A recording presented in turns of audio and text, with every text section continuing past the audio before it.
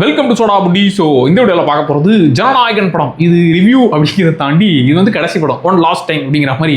இது வந்து என்ஜாய் பண்ணிட்டு வந்தது, சும்மா படம் முழுக்க கத்திட்டு வந்தது தான். ஏன்னா இப்போ இந்த படம் இப்படி இருக்குமோ அப்படி இருக்குமோ, சுனோத்தர படம் அது இது அப்படின்ற எக்ஸ்பெக்டேஷன்லாம் சத்தியமாக கிடையாது. பகவன் கேசரின் போது கொஞ்சம் லைட்டாக ஜர்க்காச்சு. ஏன் இந்த படத்தை போய் பண்ணுறாரு? 2012 நண்பன் படத்தை ரீமேக் பண்ண ஆளு, அப்போலாம் கில்லி போக்கிரி இதெல்லாம் வந்து ஒரிஜினல் ஓவர்டேக் பண்ணி ஒரு வேலையை பார்த்துருப்பாரு. அவரையே போய் கடைசி படமா அதுவும் இந்த படத்தை பண்ணுறாரு அப்படிங்கிற விஷயம்லாம் தோணுச்சு. சரி இருக்கட்டும், இது எப்படி இருக்கு, சும்மா ஜஸ்ட் என்ஜாய் பண்ணுற ஒரு ஃபேன் சர்வீஸ் படம் தானே அப்படிங்கிற ஒரு மைண்ட் செட்டில் கத்தி என்ஜாய் பண்ணிட்டு வந்தாச்சு. சரி, இந்த படத்தில் ஆக்சுவலாக பிடிச்ச விஷயங்களாக என்ஜாய் பண்ணி பார்த்தது என்ன அப்படின்னாக்க, ஃபஸ்ட்டு வந்து அனிருத்தோட அந்த மியூசிக்கு, அது ராவண மவண்டாலாம் தேட்டர் மூமெண்ட்டாக நீங்கள் பார்க்கணும். அதான் சொல்கிறேனே, இப்போது ஒரு விஜயஜித் படம் இல்லை ரஜினி கமல் படம், கமல் அவர்கள் கூட இந்த மாஸ் கேட்டகரின்ற ஏரியாக்குள்ளே அவர் தள்ளி வச்சிருவார், அதை எப்போயும் விட்டுட்டார். அதனால் இவங்க 3 பேர் படம்னா அது ஒரு மாதிரி தேட்டரில் அது வந்து படம் நல்லா இருக்குது நல்லா இல்லை. நான் வந்து சொல்கிறது, பெரிய ஹீரோ படத்தெல்லாம் தேட்டர் எக்ஸ்பீரியன்ஸாக மிஸ் பண்ணாத.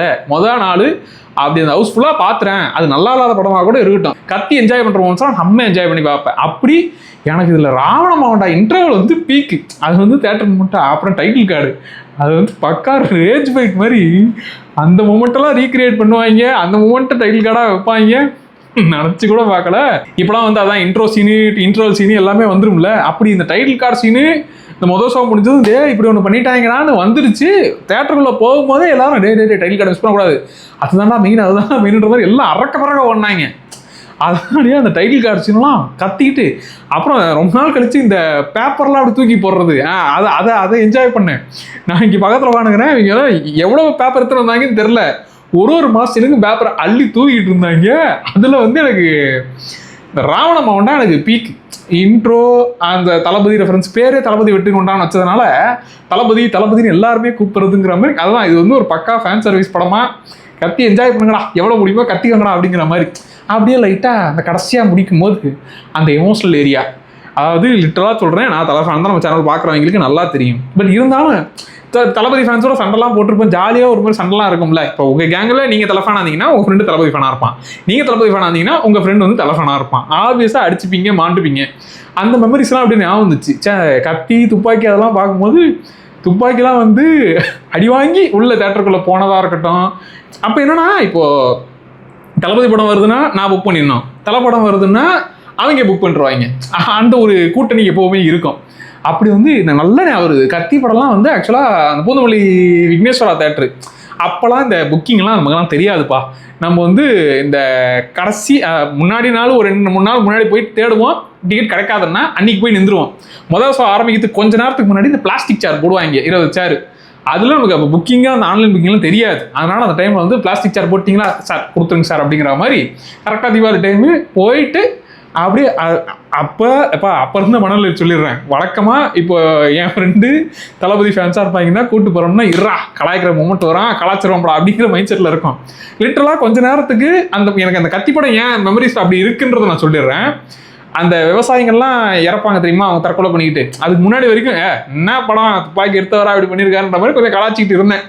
அந்த மொமெண்ட் வந்ததும் அவ்வளோதான், அங்கேருந்து அப்படி உடஞ்சிக்கிட்டு பார்த்து வெயிட்டிங் அப்படின்னு இன்டர்வலில் கத்தும் போதெல்லாம் அவ்வளோ அங்கேயே முடிஞ்சிருச்சு. படம் முடிச்சுட்டு எனக்கு பூந்தமல்லிலேருந்து திருவள்ளூர் வரைக்கும் அப்படியே வண்டியில் வரும்போது படம் எப்படி இருந்துச்சுல, செம்மையாக இருந்துச்சுல, அதுவாக இருந்துச்சுல இதுவாக இருந்துச்சுலன்னு பேசிட்டு வருவோம். இது எல்லா தளபதி படத்துக்கும். அதான் என் கேங்கு வந்து ஸ்கூல் கேங்கு, காலேஜ் கேங்கு, அதுக்கப்புறம் வேலைக்கு வந்த கேங்கு, அதுக்கப்புறம் இருக்கிற எல்லா கேங்லேயும் ஏதாச்சும் ஒரு விஜய் ஃபேன்ஸு கன்ஃபார்ம் அந்த கூட்டணியில் வந்துடுவாங்க. ஸோ அவங்களோட பார்க்குற எக்ஸ்பீரியன்ஸு, அதுக்கப்புறம் உங்கால் பெருசா எங்கால் பெருசா இந்த அடிச்சிக்கிற மூமெண்ட்லாம் அவ்வளோ என்ஜாய் பண்ணி அடிச்சுக்கிட்டும் ஆளுவோம், அதே டைம் அவங்க படத்தை என்ஜாயும் பண்ணுவோம். இதெல்லாம் பண்ணதுனால அது அந்த கடைசி கிளிப்பிங்ஸ்லாம் பார்க்கும்போது ஒரு மாதிரி எவ்வளோ பெரிய என்டர்டெய்னரு அப்படியே கிளம்புறாருலன்ற மாதிரி. நம்ம ஒரு பெரிய ஹீரோட ஃபேர்வெல் இப்போ தான் பார்க்குறோம். இப்போது அவங்க இதுக்கப்புறம் பண்ண மாட்டாங்கப்பா, இல்லைப்பா வயசாகிடுச்சு இதுக்கப்புறம் போருப்பா அப்படிங்கிற அந்த மூமெண்ட்டு, அதுக்கப்புறம் படம் பண்ண வேணாம் அப்படிங்கிற அந்த ஒரு டவுன்ஃபால் அப்படிங்கிற அந்த மோடில் போவாங்களா. இவர் இந்த மாதிரியான ஒரு டைமில் இருக்கும்போது நான் கிளம்பிக்கிறேன் அப்படின்னு சொல்லி போகிறதுங்கிற இந்த ஒரு விஷயத்தை பார்க்கும்போது எனக்கு லக்கி பாஸ்கர் தான் ஞாபகம் வந்துச்சு.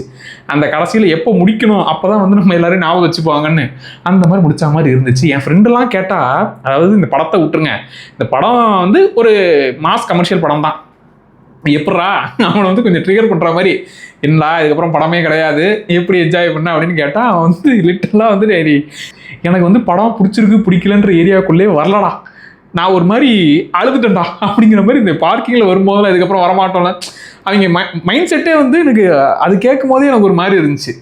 இது வந்து அவங்களுக்கு பிடிச்சிருக்கு பிடிக்கலன்றதுலாம் இல்லை, இதுக்கப்புறம் பார்க்க மாட்டோம்ல, இதுக்கப்புறம் எதுவுமே இல்லை அப்படிங்கிற அந்த மொமெண்டோடவே என்ஜாய் பண்ணிட்டு வந்தாங்க. உங்களுக்காச்சும் சொல்லிட்டு போனாரு, ப்ராப்பராக ஒரு ஃபேர்வெல் படம் இருக்கு, எங்களுக்கு அப்படி ஒன்றுமே இல்லையடா, படம் பண்ணுவாரா மாட்டாரேன்னு தெரியலன்ற மாதிரி எங்கள் மனக்குமுறல்கள் அதுவும் சொல்லி பேசிக்கிட்டோம்.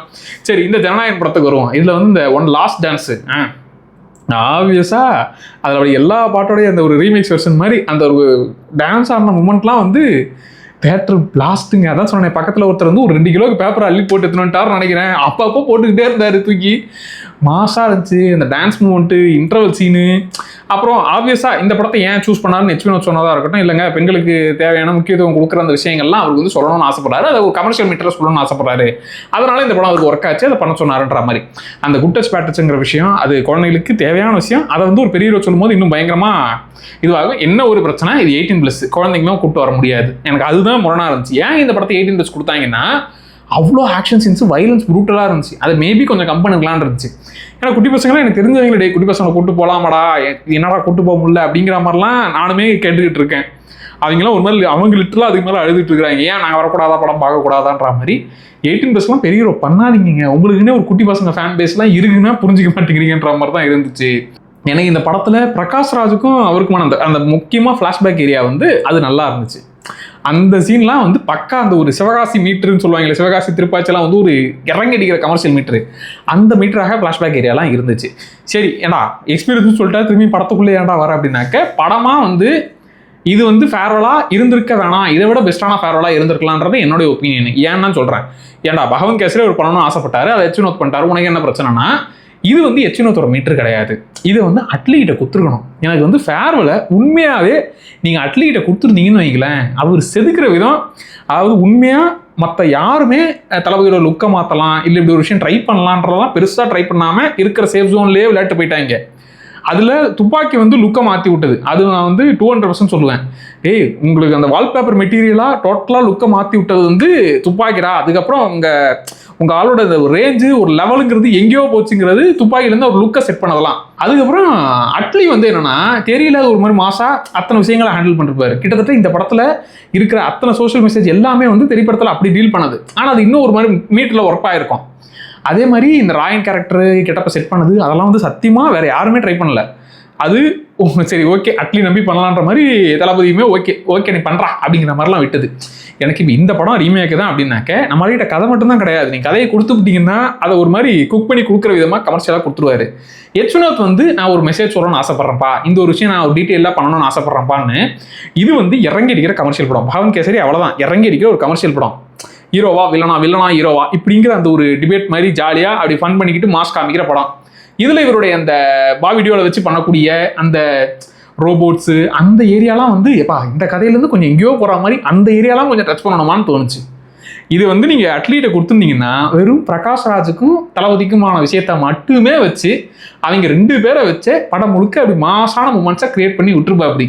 ஏன்னா எக்ஸாம்பிள் சொல்கிறேன், தெரி படத்தில் மகேந்திரன் கேரக்டருக்கும் இவருக்கும் இந்த இன்ட்ரோல் பிளாக் செட் பண்ணது, செகண்ட் ஹாஃப்ல பண்ணது அவ்வளோதான், அதுலேயே பிடிச்சி விட்டாரு. ஸோ அந்த மாதிரி பிரகாஷ் ராஜை வச்சு எனக்கு ஃப்ளாஷ்பேக் போர்ஷன் பிடிச்சது, பாபி டியோட அந்த ஃப்ளாஷ்பேக் போர்ஷனும் பிடிச்சது. ஏன் இப்படிலாம் பண்ணுறாருங்கிற அந்த விஷயம் கூட அந்த டீட்டெயில் நல்லா இருந்துச்சு.